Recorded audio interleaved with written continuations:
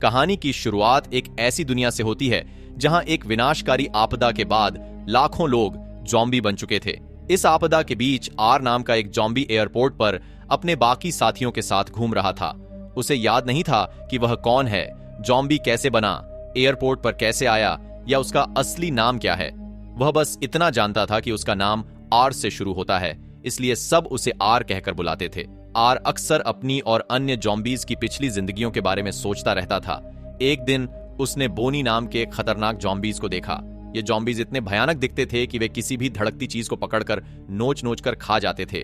Are आगे चलता रहा, लेकिन अंदर से वह बहुत उदास और अकेला महसूस कर रहा था, जैसे कि वह चलते हुए भी कहीं नहीं पहुंच पा रहा हो। कुछ देर बाद वह अपने खास दोस्त एम के पास पहुंचा। दोनों अजीब आवाजों में एक दूसरे से बात करने की कोशिश कर रहे थे, क्योंकि अब वे सही से बोल नहीं सकते थे। वे दोनों भूखे थे, इसीलिए आर और एम ने कुछ और ज़ॉम्बीज के साथ मिलकर भोजन की तलाश शुरू की। दूसरी ओर जूली नाम की एक लड़की अपने कुछ साथियों के साथ शहर के सुरक्षित इलाके से बाहर दवाइयों की तलाश में निकली। उसे और उसके दोस्तों को दवाओं की सख्त जरूरत थी। जूली ने पैरी का हाथ पकड़ा, लेकिन पैरी ने उसका हाथ हटा लिया।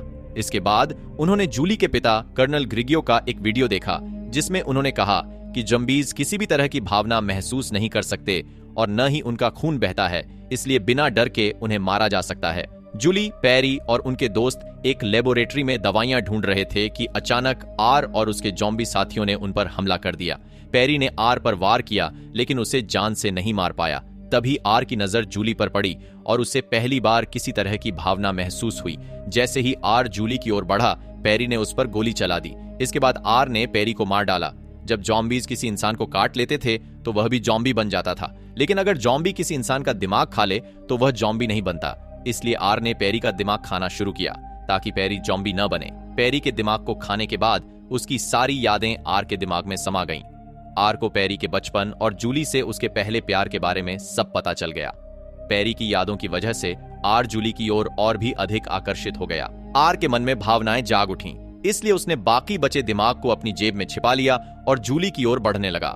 जूली ने घबराहट में आर की छाती में चाकू घोंप दिया, लेकिन आर ने चाकू निकालकर उसे अपने पास खींच लिया।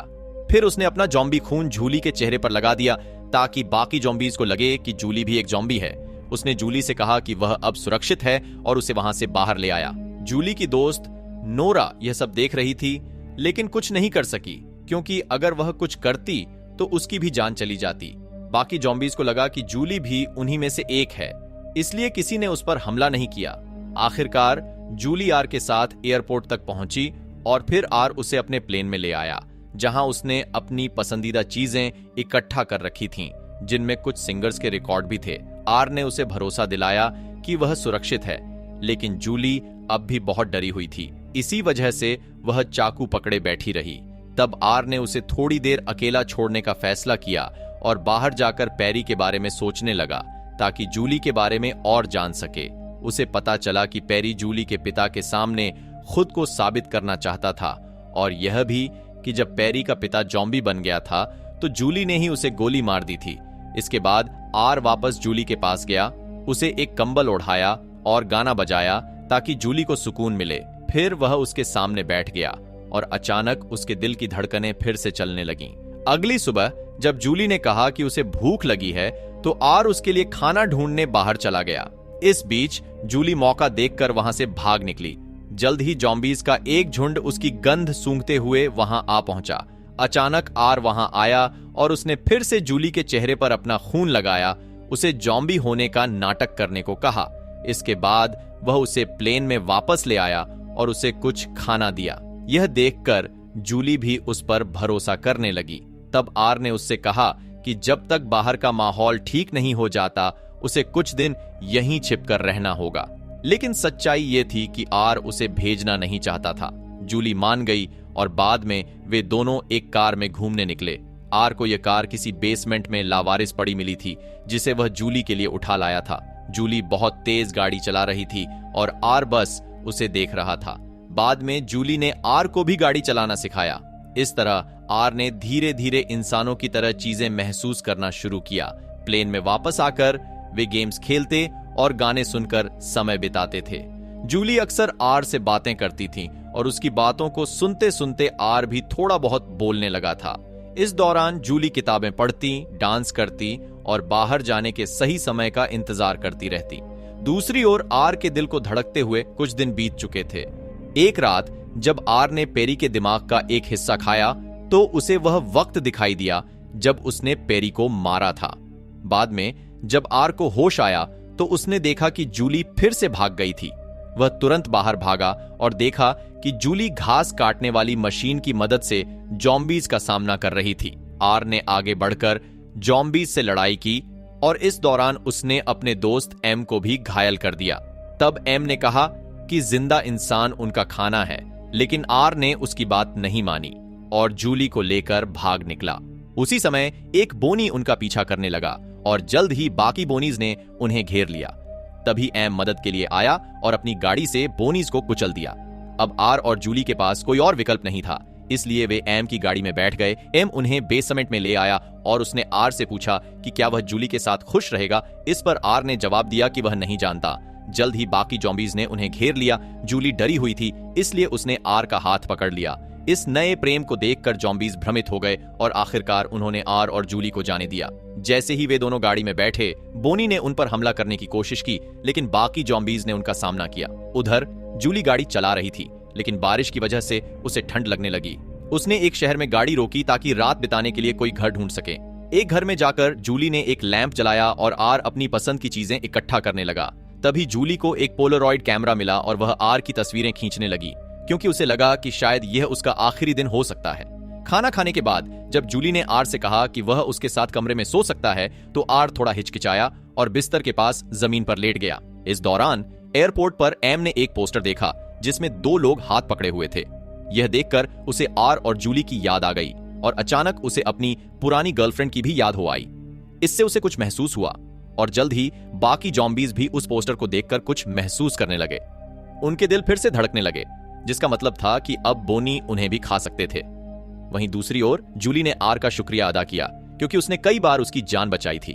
उसे लगा कि आर बाकी जॉम्बीज से अलग है, लेकिन आर अब और झूठ नहीं बोल सकता था। उसने सच बताया कि उसने ही पेरी को मारा था और माफी मांगी। ये सुनकर जूली फूट फूट कर रोने लगी। इसके बाद आर सो गया और उसने सपना देखा कि वह बाकी इंसानों के साथ मिलकर रह रहा है। अचानक उसकी नींद खुली और वह सोचने लगा कि एक जॉम्बी सपना कैसे देख सकता है। तभी उसे एहसास हुआ कि जूली एक बार फिर भाग गई है। उसका दिल टूट गया और वह निराश होकर एयरपोर्ट की तरफ चल पड़ा। उसने कसम खाई कि अब वह कुछ महसूस नहीं करेगा और पहले की तरह उदास और अकेला जॉम्बी बनकर रहेगा। उधर जूली की गाड़ी का पेट्रोल खत्म हो गया और उसे पैदल ही चलना पड़ा। आखिरकार जब वह शहर के दरवाजे तक पहुंची तो फौजियों ने उसकी जांच की कि कहीं वह जॉम्बी तो नहीं बन गई है। बाद में कर्नल ने अपनी बेटी जूली को गले से लगा लिया। दूसरी ओर आर के रास्ते में बारिश होने लगी और पहली बार उसे ठंड महसूस हुई। जल्द ही वह एम और उसके साथियों से मिला जो उसे ढूंढ रहे थे। आर ने तुरंत एम को गले लगाकर बताया कि वह अब सपने देखने लगा है और उसे भावनाएं महसूस होने लगी हैं। लेकिन अब वे एयरपोर्ट नहीं लौट सकते थे, क्योंकि बोनीज उन पर हमला करने के लिए निकल पड़े थे। तब आर ने पेरी की यादों का सहारा लेकर इंसानों का ठिकाना ढूंढा और अपने साथियों को वहां तक ले आया। उसने सबको वहीं रुकने के लिए कहा और खुद जूली की तलाश में निकल पड़ा। वह अब सामान्य इंसानों की तरह चलने लगा और पेरी की यादों का अनुसरण करते हुए जूली के घर तक पहुंच गया। इस दौरान जूली नोरा को अपने जॉम्बी दोस्त आर के बारे में बता रही थी। रात को जब जूली बालकनी में आई तो अचानक आर ने उसका नाम पुकारा। जूली ने हैरान होकर पूछा कि वह यहाँ क्यों आया है। तभी नोरा ने बाहर आकर देखा कि आर फौजियों को पार करके यहाँ तक पहुंचा, यानी अब वह जॉम्बी नहीं रहा। फिर वे आर को घर के अंदर ले आए। आर ने उन्हें बताया कि बाकी जॉम्बीज भी बदल रहे हैं, लेकिन उन्हें पता था कि कर्नल इस बात को कभी नहीं मानेंगे। इसलिए जूली और नोरा ने आर का भेष बदलने का फैसला किया ताकि वह एक आम इंसान जैसा दिखे।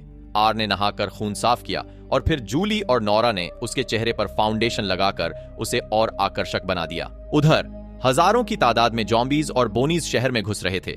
इस बीच जूली, नोरा और आर कर्नल की खुफिया मीटिंग में पहुंचे, लेकिन फौजियों ने आर को रोक दिया।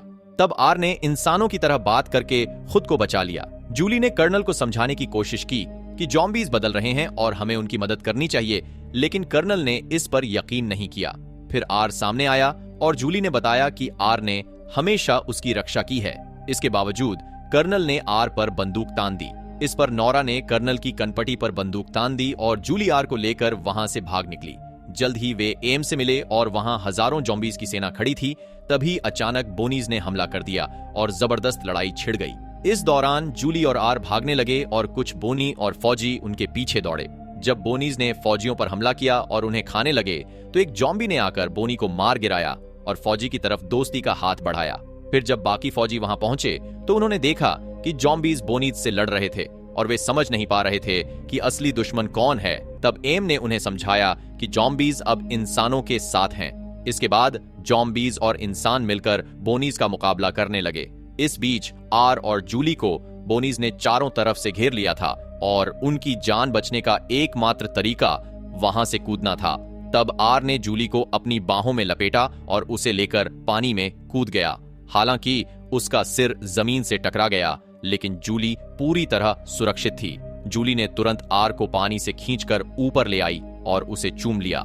इसके बाद आर का शरीर गर्म होने लगा और उसकी आंखें फिर से नीली हो गईं। तभी कर्नल ने आर को गोली मार दी।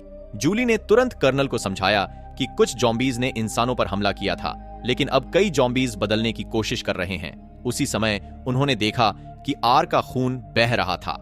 ये देखकर फौजियों को यकीन हो गया कि जूली सच कह रही थी। आर के बहते खून को देखकर जूली बेहद खुश हो गई, क्योंकि इसका मतलब था कि वह फिर से इंसान बन रहा था। आखिरकार कर्नल ने यह मान लिया और वे आर को अस्पताल ले गए। आर भी इतने सालों बाद दर्द महसूस करके खुश था, क्योंकि यह उसके फिर से जीवित होने का संकेत था। दूसरी तरफ इंसानों और जॉम्बीज ने मिलकर बोनी की फौज को हरा दिया। आखिरकार इंसानों ने जॉम्बीज को फिर से जीना सिखाया ताकि वे जल्दी ठीक हो सकें। एक दिन एम को अचानक याद आया कि उसका असली नाम मार्कस है। उधर आर को अपनी यादें वापस तो नहीं आईं, लेकिन वह अपनी नई जिंदगी में बेहद खुश था। और इसी के साथ ये मूवी यहीं पर ही खत्म हो जाती है।